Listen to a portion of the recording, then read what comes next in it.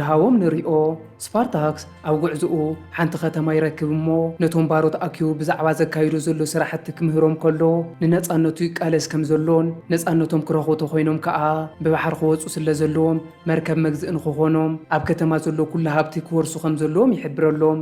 ስፓርታክስ ኣብዛ ከተማ ዘለዋ መብዛሕቲ እምባሮት ኣጓላት ምዃነን ይስተብህል እሞ እዘን ኣጓላት ነብሰን ትሒተን ንኸይሪኣ ደቂ ኣንስትዮ ባሮት ብ100 ዕፅፊ ካብ ናይ ሮማ ወታደራት ከም ዝበልፃ ይሕብረለን እሞ ስፓርታክስ ብዘለዎ ፍትሓዊ ዘረባን ንደቂ ሰባት ብዘለዎ ፍቕርን ተኣማንነት ዳረኸበ ስለ ዝመፀ ህቡብነቱን በዝሒ ወታደሩ እንዳዛየደ ይመፅእ።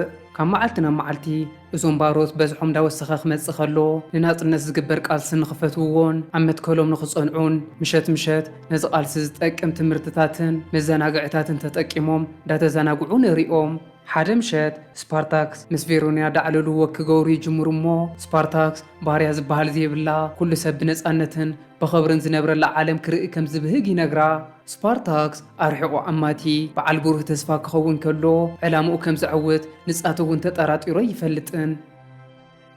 ስፓርታክስ ሮማውያን ንኸይመጽዎም ካብዛ ከተማ ዝወፅሉ ስራሕቲ ክጅምር ከሎ ከምተን መጀመርያ ዝተለሞ ነቲ ናይቶም ሱሉስያን ዝተባሃሉ ሸፋቱ ሓላፊ ሰብ ሰዲዱ የጽውዖ እሞ ነዚ ሓላፊ ባራዊ ተሸኪሞሞ ስለ ዝመፁ ስፓርታክስ ምሳይ ስራሕ ክትሰርሕ ትደሊ ተኮይንካ ባሮት ዝበሃሉ ክህልውካ የብሎምን ነዞም ሰባት ነፃነቶም ሃቦም ይብሎ።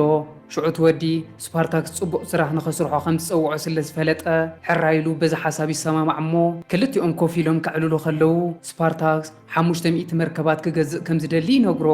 እዙይ ዝሰምዐ ሓላፊ ኣዝዩ ሰንቢዱ እዚ እኮ ከባቢ 50 ሚልዮን ዲናር እዩ ዝሓተካ ይብሎ እሞ ሽዑ ስፓርታክስ ብኹርዓት ተሲኡ በውርቕቲ ዝመልአ ሳንዱቕ ብምኽፋት እዙይ ናይዚ ስራሕ መጀመሪ እዩ፣ ነተን መራኽብ ምስ ኣዳለኻየን እቲ ዝሓተትካዮ 50 ሚልዮን ዲናር ክበካ ይኽእል እየ ይብሎ እሞ ኣብዚ እዋን እቲ ሓላፊ ዳተገረመ ነተን መርከብ ኣበየንዋይ ከባቢ ናይቲ ባሕሪ ከም ዘቕምጥወን ኣብ ካርታ የርእዮ።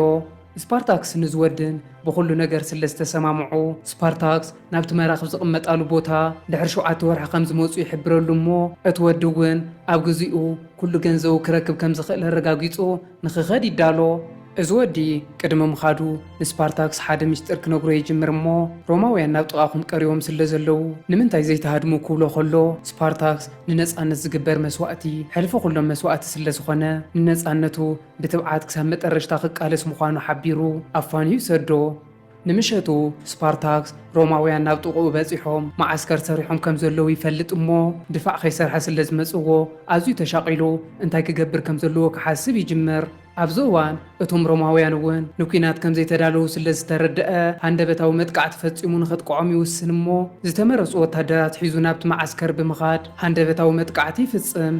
እቶም ሮማውያን ከምቲ ስፓርታክስ ዝገመቶ ስለ ዘይተዳለዉ ስፓርታክስ በቐሊል መስዋእቲ በቐሊሉ ይቋፀሮም እሞ ነቲ ነዞም ወታደራት ዳ መርሐ ዝመፀ ግላብረስ ባሕር ሰጊርና ነፃነትና ምርካብና ይተርፍን።